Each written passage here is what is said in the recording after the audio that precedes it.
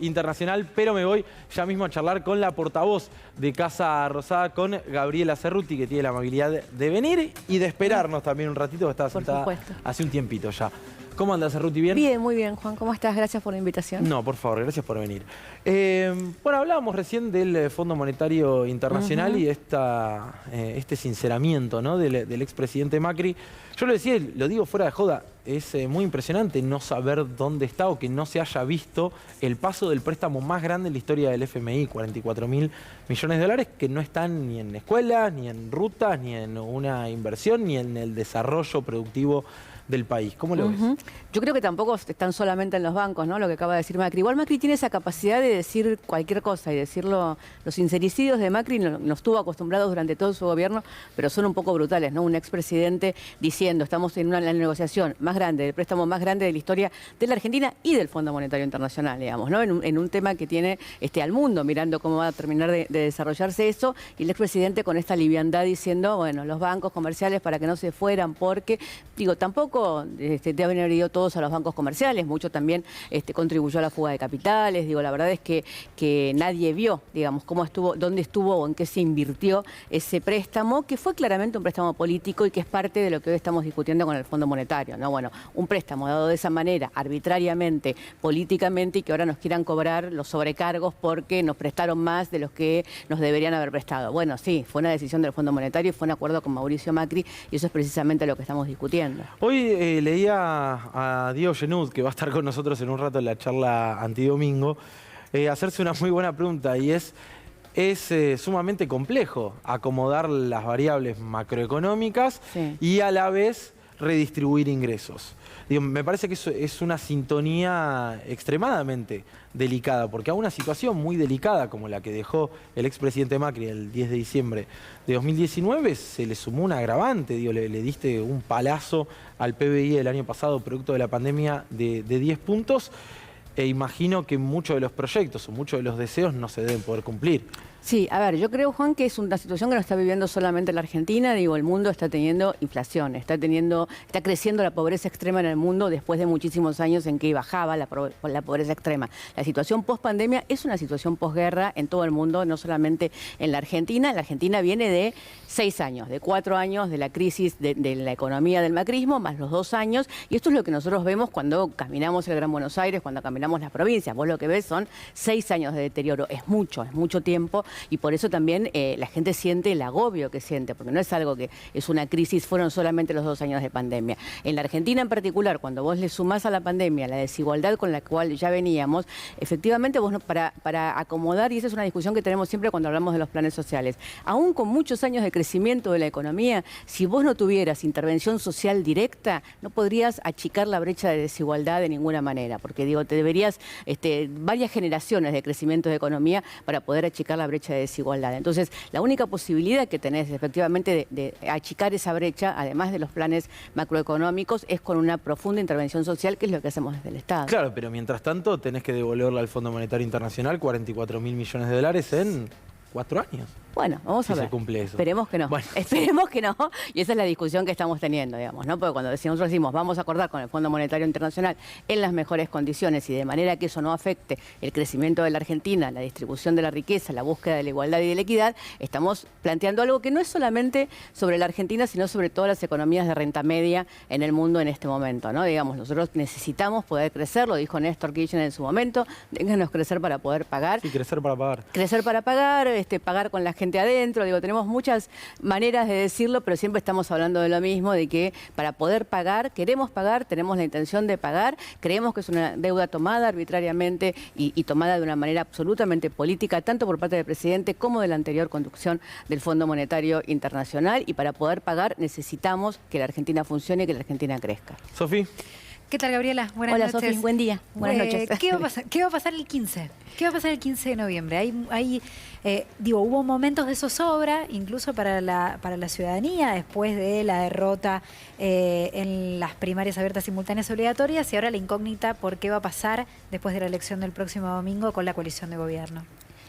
Yo digo, el 15 vamos a seguir gobernando y vamos a seguir avanzando en un momento en el que sentimos realmente, recién lo escuchaba al ministro de Obras Públicas un ratito antes, que finalmente empezamos a avanzar, empezamos a crecer, se empezó a poner en movimiento. Yo siento que la elección de las PASO fue el último acto político fuerte de la pandemia, ¿no? Y que ahora esta elección va a ser el primer acto político fuerte de la pospandemia, digamos, ¿no? Ojalá, con cautela, con todo lo que estamos viendo por lo que está pasando en el mundo y todo, pero sentimos que esa etapa, la peor etapa de la pandemia, terminó de pasar recién en el último mes. Lo vemos en la calle, ¿no? La gente volvió a salir a la calle, lo vimos en la marcha de ayer, lo vemos en los bares, en los restaurantes, en el turismo. Digo, efectivamente estamos saliendo. Aún mucha gente le cuesta todavía salir hasta psicológicamente de lo que fueron los años de aislamiento y de pandemia, lo que fueron los golpes para la salud mental. Yo siento que el 15 vamos a seguir gobernando y vamos a seguir avanzando y que quedan, ayer lo dijo el presidente en una entrevista en Tela, me pareció un lindo concepto. Dijo, yo todo lo que tenía que hacer en 4 años lo voy a tener que hacer en 2, ¿no? Digamos, con lo cual, a partir del 15 lo que hay es mucha premura para todo lo que teníamos que hacer en 4 años y que se detuvo de alguna manera. ¿Pero va a haber unidad para ese trabajo?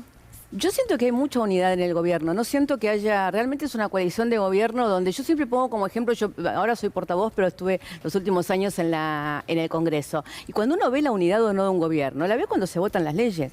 Yo digo, nuestro bloque no votó nunca dividido ninguna de las leyes importantes. Digo, en el momento en el que vos tenés que de verdad jugar la unidad, que es si todos vamos a votar las leyes que el gobierno quiere sacar, ahí están todos los diputados y diputadas, senadores y senadores sentados. Entonces, yo siento que en las grandes medidas de gobierno, después hay chisporroteo, internas que se cuentan en los diarios y todo lo demás, pero en las acciones de gobierno hay realmente mucha unidad.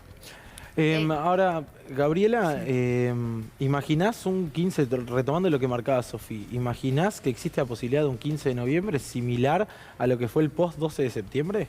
En cuanto a la discusión respecto de cómo se procesa la derrota.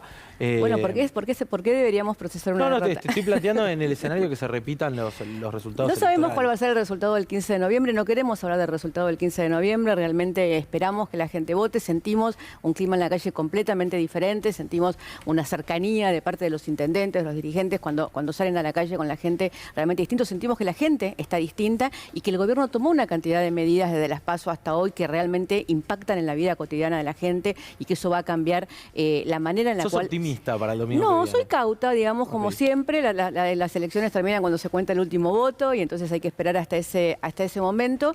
Sí me parece que no es la misma situación de ninguna manera que la de las PASO, porque no es la misma situación anímica de la gente con respecto a las PASO y porque no es la misma situación económica. Estamos viendo una economía que, por rebote, por lo que quieran, veamos cuánto, cómo y qué sé yo, está creciendo, está poniéndose en movimiento. Vemos el turismo, vemos las salidas, vemos el consumo, digamos. Entonces sentimos que esta elección no va a ser anímicamente la misma elección que la de las PASO y que en ese sentido el gobierno lo que tiene que plantearse de aquí en adelante es cómo profundizar las medidas económicas que estamos tomando para poder reactivar la economía, ¿no? Ahora vos decías recién, Alberto Fernández va a tener que hacer en 2 años lo que pensaba hacer en 4, bueno, producto de la pandemia y demás. Ahora, con un Congreso tal vez, si se repite, resultados electorales y demás, más adverso. ¿Se puede avanzar igual en ese sentido? Yo creo que se puede avanzar. Porque yo recuerdo una oposición que no te votaba ni el presupuesto. La oposición, sí, bueno, en el 2009 nosotros como oposición fuimos bastante mejor oposición que lo que fueron. Pero digo, Sergio Massa está planteando, el presidente también, la posibilidad de un gran acuerdo para las grandes leyes que hacen falta tomar. Esto es ganando, perdiendo o empatando las elecciones. Hay necesidad en la Argentina de hacer un gran acuerdo nacional, no solamente a nivel político y con la oposición política, sino también con los empresarios, con los sindicatos, con las organizaciones de la sociedad civil para poder avanzar. La Argentina necesita profundas transformaciones, no solo por la pandemia, sino también para estabilizar un plan hacia el futuro que tenga que ver con una Argentina mejor. Y para eso hace falta un acuerdo de todas las fuerzas políticas. Hoy, en plena campaña, obviamente, la oposición te dice no de ninguna manera y qué sé yo. Esperemos que el 16 sean capaces de sentarse y conversar de otra manera. Esperemos. Lu, perdón. Sí, sigo. Lu. Gabriela, ¿qué tal? Sigo en esta línea con la oposición y lo que va a pasar, porque es cierto lo que planteas, están en campaña, lo ha dicho Massa, hoy no nos van a decir que sí, pero la verdad que la reacción de todos los sectores de la oposición en cuanto a la posibilidad de un acuerdo político es bastante negativa y se va a venir más cercano el planteo hacia 2023, así que de algún modo u otro van a seguir en campaña. ¿Cómo te imaginas ese Congreso o la etapa que viene? Porque la verdad que la sensación es de que hay algo un poco roto entre el oficialismo y la oposición. ¿Quiénes van a ser los interlocutores del Frente de Todos que posiblemente, si se repite el resultado o incluso si mejora un poquito, va a quedar el Frente de Todos en desventaja en ese Congreso? Sí, a ver, tampoco fue fácil durante estos 2 años, encima con la pandemia y con las sesiones telemáticas y todo lo demás, y yo creo que logramos hacer un montón. Digo, también es cierto que la política se mueve de alguna manera en los medios y de otra manera en la política real, digamos, ¿no? En el momento en el que hubo que sentarse para negociar leyes muy importantes y que hubiera quórum y que se llegaran a unos acuerdos y todo, se consiguió y se hizo, aun cuando despotricaban en los medios de comunicación diciendo que no, que de ninguna manera eso pasaría. Yo creo que, digo, hay sectores de la oposición más duros, no tengo ninguna duda, hay otros sectores que están más proclives a algunas leyes que son lo que nosotros llamamos leyes transversales, que son esas leyes que le importan a todos los sectores por lo que fuera, y te puedo hablar desde leyes que tienen que ver, digo, desde el feminismo hasta, no sé, el impuesto el aporte, digamos, a las grandes fortunas, que, bueno, obviamente algunos sectores, los sectores de Juntos por el Cambio no lo iban a votar, pero que conseguimos armar el quórum y los acuerdos suficientes como para poder hacerlo. Digo, yo creo que eso se puede hacer siempre. El Congreso es un gran lugar para los acuerdos. Sergio Massa es un gran, y Máximo Kirchner también lo han hecho durante todos estos años, de conseguir los acuerdos necesarios. Y también hay otra cantidad de cosas que no pasan por el Congreso y que también necesitan acuerdo, ¿no? Digo, los salarios, digo, cómo va a seguir la discusión con los sindicatos con respecto a una cantidad de cosas. El trabajo está modificándose, hay que ver de qué manera se involucran los sindicatos en esa discusión. Hay muchos temas que tienen que ver no solamente con los actores políticos, sino económicos y sociales, que han estado saliendo, por ejemplo, la ley de hidrocarburos, han estado saliendo en el Consejo Económico y Social, donde se han hecho grandes acuerdos con los diferentes sectores, empresarios, sindicales y no solamente políticos. Darío. Sí, Gabriela, desde tu nuevo rol en el gobierno, ¿coincidís con esto que se está diciendo últimamente o ves que hay más interés o menos interés, se dice mucho, en las elecciones, en la política, que la gente está en otra? ¿Qué estás tanteando con eso?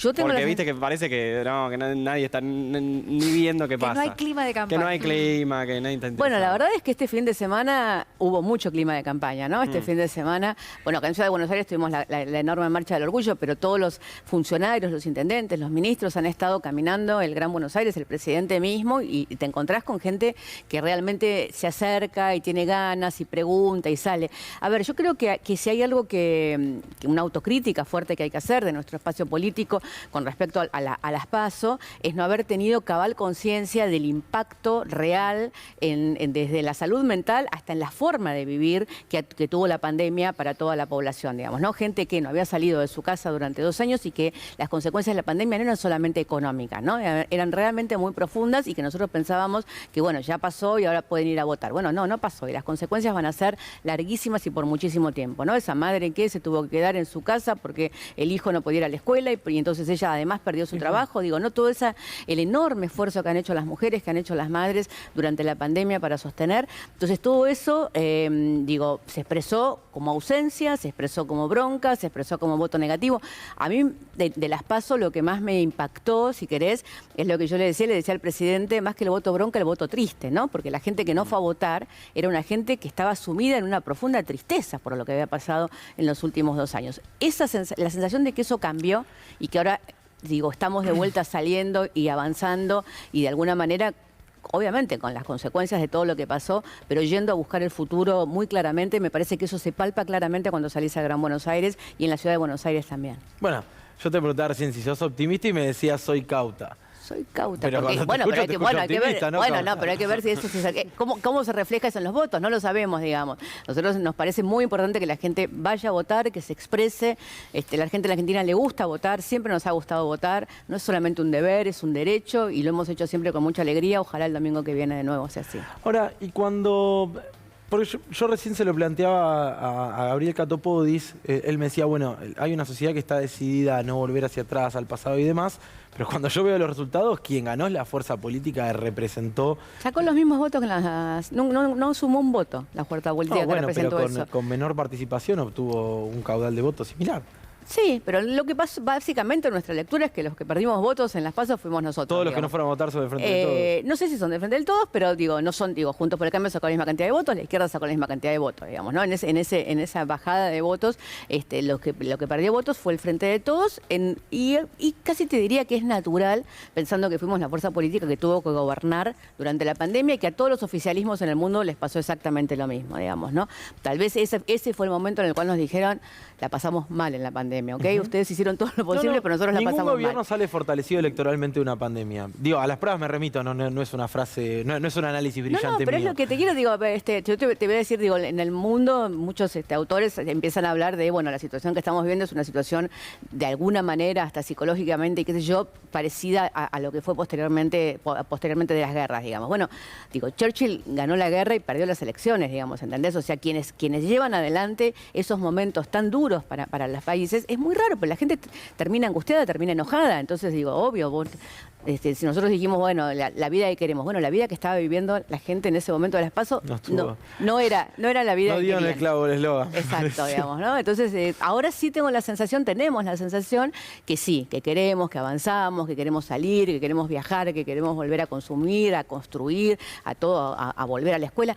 Hay programas que pusimos en marcha después de las PASO que son muy contundentes. Por ejemplo, el de revinculación de quienes habían dejado la escuela por la falta de presencialidad. Y hay provincias que, digo, en Santiago del Estero ya el 50% de los chicos se volvió a revincular con la educación, digamos, ¿no? Hay programas que son muy contundentes en cuanto al éxito que están teniendo muy rápido. Claro.